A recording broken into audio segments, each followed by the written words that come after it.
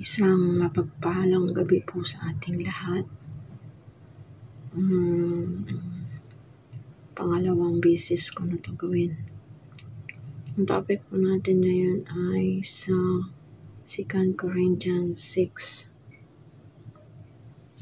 Ang sabi dito, at yamang kalakip niyang gumagawa ay ipinamamanhik din namin sa inyo na huwag ninyong tanggapin ang biyaya ng Diyos na walang kabuluhan, sapagkat sinasabi niya sa panahong ukol kita'y pinakinggan at sa araw ng kaligtasan kita'y sinakluluhan.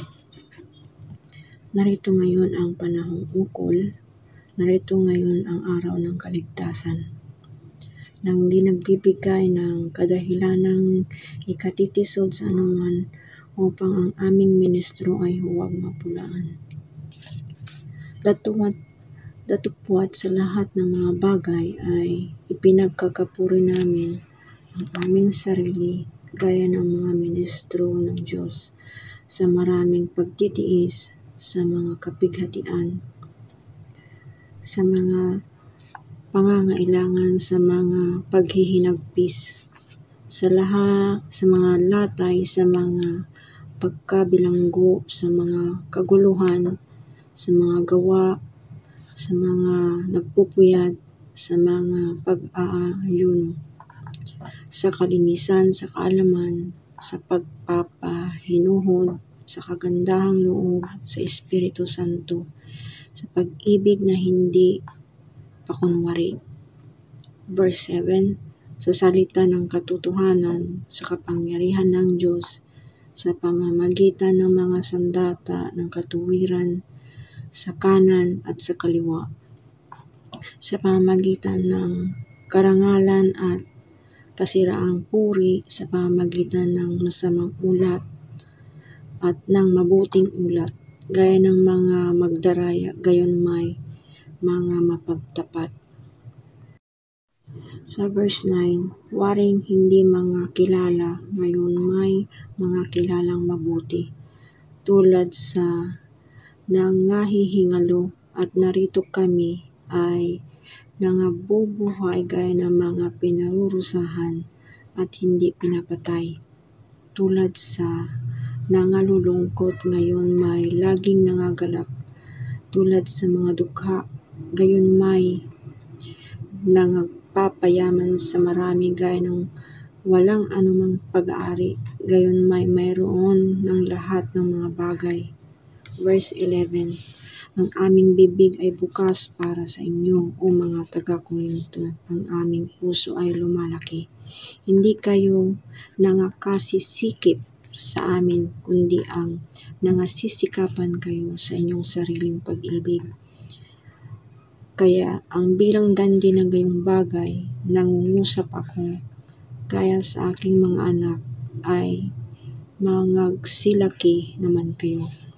Verse 14, huwag kayong makipamutok ng kabilan sa mga di nagsisimpalataya, sapagkat ano ang pakikisamang mayroon sa katuwiran at kalikuan, o ano mang pakikisamang mayroon ang kaliwanagan sa kadiliman. Verse 15, at ano ang pakikipagsundo mayroon si Kristo kay Belial, o anong bahagi mayroon ang sumasampalataya na di sumasampalataya, at anong pakikipagkaisa mayroon ang templo ng Diyos sa mga Diyos-Diyosan, sapagkat tayo'y templo ng Diyos na buhay, gaya ng sabi ng Diyos, mananahan ako sa kanila at lalakad ako sa kanila, at ako'y magiging kanilang Diyos at sila'y magiging aking bayan. Verse 17, kaya nga magsialis kayo sa kanila at magsihiwalay kayo, sabi ng Panginoon, at huwag kayong magsihipo ng mga bagay na marumi, at kayo'y aking tatanggapin, at ako'y inyong magiging ama, at sa akin kayo'y magiging mga anak na lalaki at babae, sabi ng Panginoong makapangyarihan sa lahat.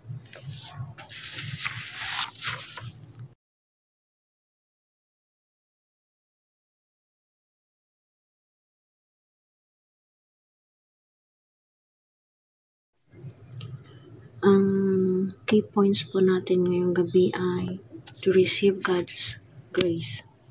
Tanggapin ang biyaya ng Diyos. Hinimok ni Pablo ang mga taga-Korinto na huwag tanggapin ang biyaya ng Diyos na walang kabuluhan. Sinabi niya na ngayon ang panahon ng pabor ng Diyos at ang araw ng kaligtasan. Pangalawa, maging isang tunay na ministro ng Diyos. Sinabi ni Pablo na dapat tayong mamuhay sa paraang walang matitisod. Dahil sa kanila, dapat nating ipakita na sila ay tunay na mga ministro ng Diyos sa lahat ng kanilang ginagawa. Pangatlo, magtiis ng hirap. Sinasabi ni Pablo na dapat nating tiisin ang mga problema, kahirapan man yan o anumang klaseng kalamidad. Sinasabi niya na dapat na tayong magtiyaga sa lahat ng mga bagay-bagay. Pang-apat, maging isang sincero po tayo. Sinasabi din ni Pablo na dapat nating patunayan ang ating sarili sa pamagitan ng kadalisayan at pag-uunawa, pagtiyatiyaga, kabaitan, at tapat na pag-ibig. Panglima, ipangaral ang katotohanan. Dapat nating ipangaral ang katotohanan. Ito ang gamitin na isang data ng katuwiran.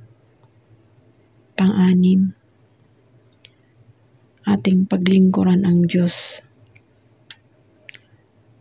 Kung hinamak man tayo ng tao, dapat po nating pangaralan sila sa salita ng Diyos o bilang isang minister sa kanila, na dapat matanggap din nila ang grace para sa ganun ay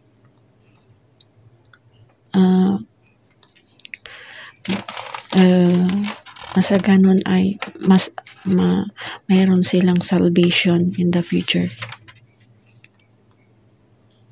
Ito na lang po ang may babahagi ko. Sana po ay nakatulong po na aral ito ngayon gabi. Salamat po, magandang gabi po sa lahat.